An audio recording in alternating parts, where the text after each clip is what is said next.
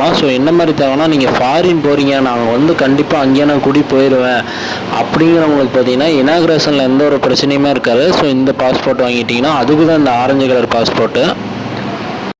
அதே மாதிரி இந்த 4 பாஸ்போர்ட்டை மேலாப்பில் பார்த்தா நம்மளுக்கு எதுவுமே தெரியாது. சரி, சும்மா கலரிங் கொடுத்துருக்காங்க டிஃப்ரெண்ட்டுக்கு அப்படின்னு தெரியும். நல்லா நோட் பண்ணி பாருங்கள். அங்கே ஒரு மார்க் இருக்கும் ஒயிட் கலர் பாஸ்போர்ட்லேயும், அதே மாதிரி மெரூன் கலர்லேயும் ஒரு மார்க் இருக்கும். ஸோ இந்த 2 மார்க்குமே என்னென்னா நம்மள வந்து நார்மல் பீப்புள் யூஸ் பண்ண முடியாது, கவர்மெண்ட் ஆஃபீஸர் மட்டும் தான் யூஸ் பண்ண முடியுங்கிறத குறிக்குது.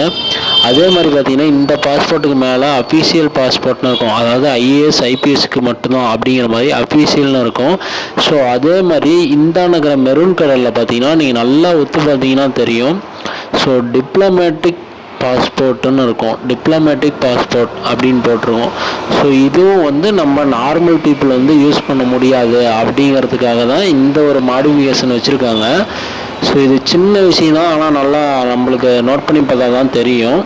இப்போ உங்களுக்கு எல்லாமே தெரியும். ஸோ பாஸ்போர்ட்டோட வகை எல்லாமே எப்படி இருக்குது இந்தியாவில் அப்படிங்கிறது. அதே மாதிரி பார்த்தீங்கன்னா